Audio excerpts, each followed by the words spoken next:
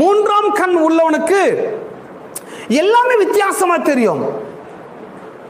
அந்த ரெண்டு கண் இருக்கிறவனுக்கு வெறும் மண்ணு தான் தெரியும். ஆனா தேர்ட் ஐ இருக்கிறவனுக்கு என்ன தெரியுமா? மண்ணுக்குள்ள வைரம் இருக்குதுன்னுவான், மண்ணுக்குள்ள அந்த கனிம வளங்கள் இருக்குதுன்னுவான், மண்ணுக்குள்ள எல்லாம் இருக்குதுன்னுவான். அந்த மூன்றாம் கண்களை திறக்கிறதான் திருச்சபை.